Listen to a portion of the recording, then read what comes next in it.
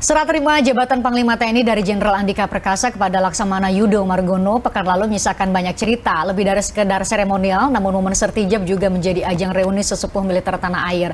Nah, salah satu tokoh militer yang hadir dalam momen tersebut adalah Ketua One Team Press Jenderal Purnawirawan Wiranto yang hadir malam ini. Coba kita lihat dulu acaranya, kita lihat bagaimana reuni para mantan jenderal atau Jenderal Purnawirawan tepatnya. Berikut ini. Inilah momen-momen kebersamaan tokoh militer tanah air saat serah terima jabatan Panglima di Mabes TNI pekan lalu.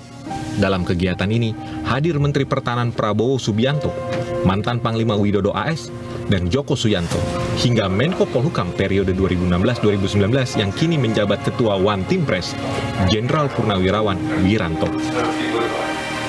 Sebagai salah satu sosok militer dengan berbagai pengalaman penugasan, pengabdian Wiranto seakan tak pernah berhenti. Mengawali karir di Akademi Militer Nasional Magelang, Wiranto meretas jalan pengabdian dengan berbagai latihan dan spesialisasi. Karir Wiranto terus menanjak sejak menjabat Kasdam Jaya hingga menjadi Panglima Angkatan Bersenjata 1998. Meski memiliki segudang pengalaman di dunia militer, sosok Wiranto tahu betul cara mengelola hobi di waktu luang. Purnawirawan Jenderal ini bahkan pernah merilis sebuah album dengan judul Untukmu Indonesiaku. Kini sebagai orang nomor satu di One Team Press, nasihat dan pertimbangan akan terus diberikan kepada Presiden dalam menjalankan kekuasaan pemerintahan. Berdasarkan Undang-Undang Nomor 19 Tahun 2006, nasihat dan pertimbangan wajib diberikan One Team Press baik diminta maupun tidak. Berlandaskan integritas dan kapabilitas, Wiranto selalu memiliki cara sendiri untuk mengabdi kepada pertiwi. Nah, tepat sekali tadi apa yang disampaikan melalui tayangan yang kami suguhkan buat Anda tadi. Katanya Pak Wiranto, selamat malam Pak Wir. Malam, Pak Wiranto adalah sosok yang tidak pernah pensiun kayaknya ya. Iya. Bapak di 5 presiden, tentu banyak sekali dinamikanya. Makanya tadi di awal saya sampaikan ke pemirsa ini beruntung sekali kita di penghujung tahun 2022 dapat kesempatan untuk ngobrol dengan Bapak. Karena tentu penting sekali buat mendengar cerita orang yang menjalani sejarah ya. Menjalani sejarah. Sekarang Bapak sebagai Ketua Dewan Pertimbangan Presiden, mungkin bisa dijelaskan dulu kepada ibu-ibu, bapak semua yang ada lagi nonton kita. Ketua Dewan Pertimbangan Presiden berarti memberikan pertimbangan kepada Presiden. Itu bagaimana kerjanya? Apa yang disampaikan kepada Presiden biasanya kalau ada masalah, ada kebijakan yang harus dibuat?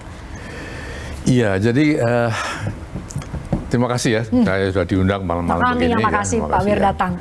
Ya, soal tugas dan tanggung jawab Dewan Pertimbangan Presiden memang sudah tertuang yang dalam undang-undang ya, nomor 19 tahun 2006, masa Presiden Susilo Bambang Yudhoyono ya di situ.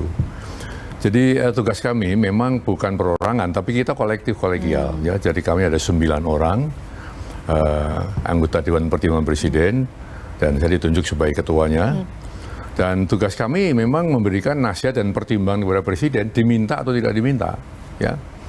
Namun tentu ya tidak sembarangan kita memberikan nasihat dan pertimbangan kepada Presiden. Mengapa? Karena kita harus masuk di wilayah kebijakan, ya, bukan wilayah operasional lalu tetek bengek enggak, ya. Tapi karena Presiden itu merupakan kepala negara dan kepala pemerintahan, sehingga wilayah kami di sana. Memberikan sesuatu yang memang dalam kapasitas Presiden dalam menyampaikan kebijakan negara. Sehingga ya kami memang sangat bersyukur bahwa Dewan Pertimbangan Presiden ini ternyata memang terdiri dari orang-orang yang sudah banyak pengalaman ya, berbagai pengalaman. Termasuk Pak Wir ya? Ya, misalnya Pak Sidarto ya. Itu kan pernah juga sebagai ketua MPR ya, tapi juga dia memahami masalah kepolisian, masalah politik. Pak Agung Laksono ya juga pernah menjadi pimpinan DPR. Ketua DPR ya? Ya, juga paham masalah politik ya. Kemudian Habib Lutfi, tentu masalah spiritual dan keagamaan.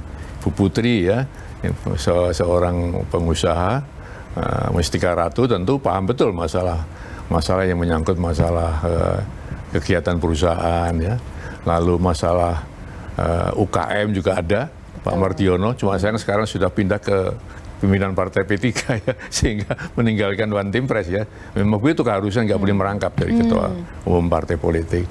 Lalu Dato Tahir, Bang Mayapada, ya Bos Mayapada, kan beliau juga paham betul masalah keuangan, fiskal, moneter, dan perbankan.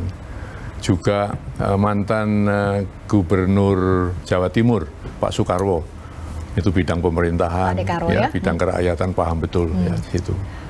Hanya sayang satu anggota kami sudah wafat ya, Pak Arifin Panigoro ya, yang memang paham betul masalah menyangkut masalah perusahaan perminyakan dan sebagainya. Saya sendiri yang saya mengendal masalah kemiliteran, masalah politik dan masalah pemerintahan. Ya. Pak Wir sendiri kan kalau sekarang memang menjadi Ketua Dewan Pertimbangan Presiden, tapi di masa pemerintahan Pak Jokowi kan pernah juga dipercaya dan diberikan amanah untuk menjadi Menko Polhukam. Mungkin Bapak bisa cerita memang dari perspektif itu tantangan Indonesia sebenarnya di bidang politik, hukum dan keamanan itu apa yang perlu kita waspadai? Bukan berarti kita harus panik ya Pak, tapi perlu kita waspadai, kita antisipasi. Iya, kalau saat itu ya yang saya hadapi memang beda dengan sekarang ya. Oh, dinamikanya memang. Waktu itu iya.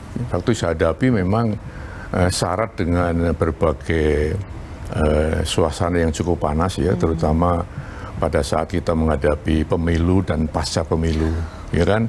Ada peristiwa 4/11, 212, ada peristiwa penyanderaan oleh teroris di markas Brimob, kan begitu ya? Oh iya betul. Ya, tapi semua itu tentu harus dapat kita selesaikan dengan baik ya. Tentu bermodalkan pengalaman yang pernah saya hadapi di masa-masa lalu. Ya, model masalahnya itu ya hampir serupa lah ya. Cuma bobotnya memang berbeda satu dengan yang lain. Namun cara menghadapinya tentu yang pertama saya pakai rumusan 4T. Apa itu? 4T. Pertama kita harus tenang ya. Tenang itu artinya ya kita jangan panik dulu, karena kepanikan kita akan berimbas kepada para pelaksana kita di lapangan. Atau bahkan reaktif gitu ya? Ya, kalau kita panik dulu kita tidak bisa berpikir secara rasional kan begitu kan? Ya, yang kedua harus tegas, harus mengambil keputusan secara jelas, tegas sehingga arahan kepada pelaksana itu jelas sekali. Mereka tidak ragu-ragu untuk bertindak. Ya, yang ketiga harus tepat. Tepat artinya ya harus berlandaskan pada hukum dan perundangan yang berlaku. Jangan ngawur, jangan overacting ya. Yang justru menimbulkan permasalahan. Ya, baru. Ya, yang ketiga kan. Yang keempat, tuntas. Ya. Jangan setengah-setengah, jangan sudah menyelesaikan tapi masih tersisa permasalahan, atau kita sudah menyelesaikan tapi menimbulkan masalah baru. Ya tentu itu tidak bagus ya. Nah, dengan kiat itulah ya kemudian kami ya tim dari dari Menko Polhukam waktu itu dapat menyelesaikan tugas-tugas dengan baik lah ya. Sampai gitu. Pak Wir itu Menko Polhukam 2016 hingga 2019. Pak Wir tadi nyinggung kan bilang. Dua kali. Ya, Pak Nyinggung tadi bilang itu menjelang pemilu. Nah, ada pepatah lama di Prancis, histoire se répète ya. Jadi sejarah itu terus berulang. Ini masuk 2023, kita juga mau jelang pemilu 2024. Tampaknya banyak hal, insight-insight yang bisa Pak Wir sampaikan juga tidak hanya kepada Presiden, tapi kita semua sebagai warga negara Indonesia. Saya minta nanti ya, tapi kita harus jeda. Usai jeda kami akan kembali untuk Anda. Tertarik dengan diskusi saya dengan para narasumber? Saksikan obrolan malam dengan topik-topik menarik lainnya. Jangan lupa subscribe ya channel YouTube Berita 1. Like, komen, dan share video ini ya. Terima kasih.